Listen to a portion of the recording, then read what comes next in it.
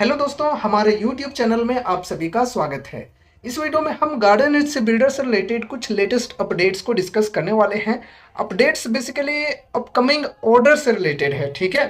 Management की guidance आई है कुछ फ्यूचर ऑर्डर्स को लेकर, वो हम लोग अभी काफ़ी डिटेल में डिस्कस करने वाले हैं, काफ़ी सारी चीज़ों को समझेंगे, ठीक है। तो चलो वीडियो को शुरू करते हैं। सबसे पहले देखो, यहाँ पर हेडलाइन में कही जा रही है, शिप बिल्डर गार्डन रिच को एक साल में निर्यात ऑर्डर दोगुना होने का भरोसा, नए शिपयार्ड की योजना पर काम चल रहा। कहने का मतलब यह है कि गार्डन रिच शिप बिल्डर को एक्सपोर्ट ऑर्डर्स को दोगुना करने का भरोसा है, ठीक है। एक्सपोर्ट ऑर्डर्स की यहाँ पर बात हो रही है। थोड़ा विस्तार से हम लोग इस चीज को समझते हैं अब।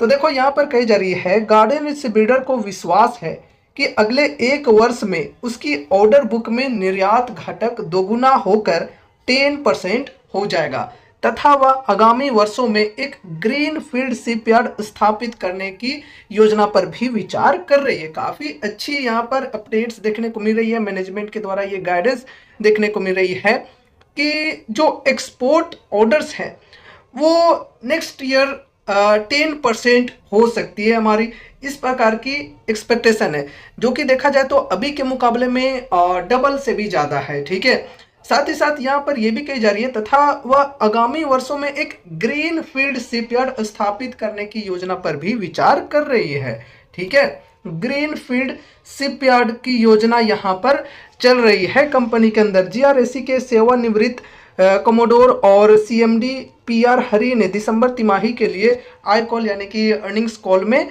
कहा, आज की तारीख में जीआरएसी की ऑर्डर बुक का लगभग 4% निर्यात से आ रहा है, ठीक है। जो भी टोटल ऑर्डर बुक है कंपनी की, उसमें एक्सपोर्ट ऑर्डर्स की बात करें तो एक छोटा सा ही यहाँ पर कंट्रीब्यूशन है, ओनली 4%, ठीक है। तो इसी को यहाँ पर कही जा रही है कि हम डबल से भी ज़्यादा करने वाले हैं, 10% तक, ठीक है। हमारी कुल ऑर्डर बुक 23,877 करोड़ रुपए की है। देखो दोस्तों, ऑर्डर बुक जो कंपनी की है ये काफ़ी स्ट्रॉन्ग है। मार्केट कैप की बात करें कंपनी की तो तकरीबन 15,000 करोड़ से लेकर 16,000 करोड़ के बीच में है। एंड मार्केट कैप की तुलना में यहाँ पर ऑर्डर बुक की बात करें तो ऑर्डर बुक काफ़ी बेहतरीन है कंपनी की, ठीक है। जिसमें से यहाँ पर 4% जो है ये एक्सपोर्ट का ऑर्डर है और लगभग 970 करोड़ रुपए ये निर्यात से आ रहे हैं, यानी कि परसेंटेज वाइज 4% और अमाउंट में बात करें तो 23,877 करोड़ में से 970 करोड़ जो है वो एक्सपोर्ट वाले ऑर्डर्स हैं। उन्होंने कहा कि कंपनी ने अधिक निर्यात ऑर्डर प्राप्त करने के लिए अपनी एक सुविधा में निवेश करने और उसे पुनर्जीवित करने की योजना बनाई है। जीआरएसी ने कहा कि अधिकांश यूरोपीय देशों ने भारत को वाणिज्यिक यानी कि कॉमर्शियल जहाज निर्माण के गंतव्य के रूप में देखना शुरू कर दिया, जो कि काफ़ी अच्छी बात है इंडिया के लिए, ठीक है। आगे बढ़ते हैं। आगे यहाँ पर कही जा रही है, जीआरएसी ने कहा कि निर्यात और जहाज मरम्मत से बेहतर मार्जिन मिलता है, ठीक है। एक्सपोर्ट और शिप रिपेयरिंग का जो सेगमेंट है इससे बेहतर मार्जिन मिलता है, ये इनका कहना है। और कंपनी को दोनों श्रेणियों में अपनी उपस्थिति बढ़ाने की उम्मीद है। ये जो एक्सपोर्ट और शिप रिपेयरिंग का सेगमेंट है, इन दोनों के अंदर अपनी जो उपस्थिति है इसे बढ़ाने की उम्मीदें हैं। जीआरएसी के पीआर हरी ने कहा, जहाज मरम्मत से मिलने वाला राजस्व यानी कि रेवेन्यू बहुत मामूली है, लेकिन हमें अगले 3 से 5 वर्षों में पर्याप्त वृद्धि की उम्मीद है। शिपयार्ड कंपनी हाल ही तक जहाज मरम्मत क्षेत्र में मौजूद नहीं थी, ठीक है। पहले कि यहाँ पर अगर हम बात करें तो ये जो कंपनी है ये शिप रिपेयरिंग के सेगमेंट में काम नहीं करती थी, लेकिन मरम्मत के लिए बढ़ते ऑर्डर को देखते हुए इसने यहाँ कदम रखा। कंपनी का अनुमान है कि एक साल में जहाज मरम्मत से मिलने वाला राजस्व दोगुना हो जाएगा, ठीक है। काफ़ी अच्छी एक्सपेक्टेशन है। यहाँ पर देखो कि ये जा रही है कि जो शिप रिपेयरिंग से जो रेवेन्यू आती है कंपनी की, ये एक साल में दोगुना हो जाएगा, ठीक है। काफ़ी अच्छी बातें कही जा रही हैं। अगर वाकई में इस प्रकार की चीज़ें होती है तो फिर कंपनी के अंदर काफ़ी अच्छी ग्रोथ आ सकती है।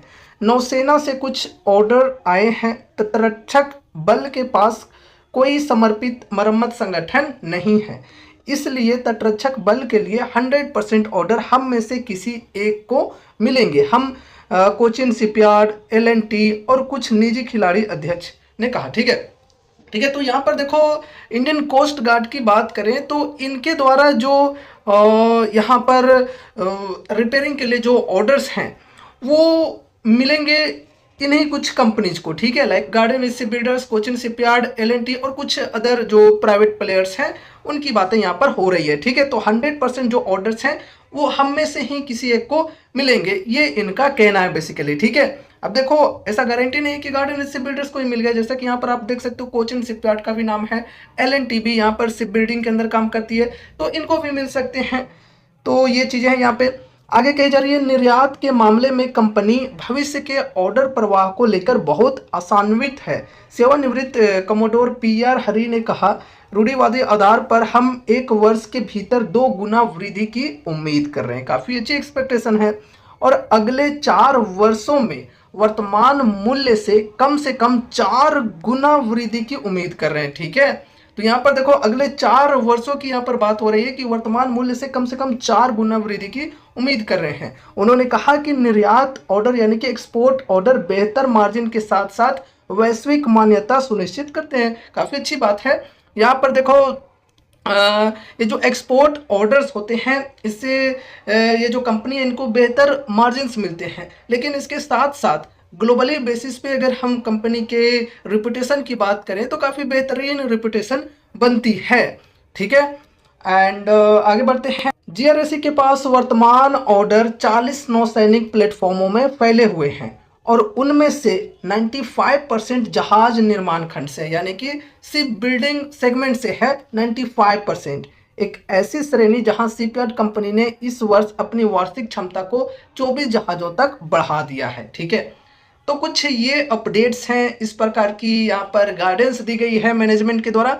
देखा जाए तो अच्छी बात है। यहाँ पर अगर इस प्रकार की चीज़ें होती हैं वाकई में तो फिर आगे चलकर कंपनी के अंदर अच्छी ग्रोथ देखने को मिल सकती है।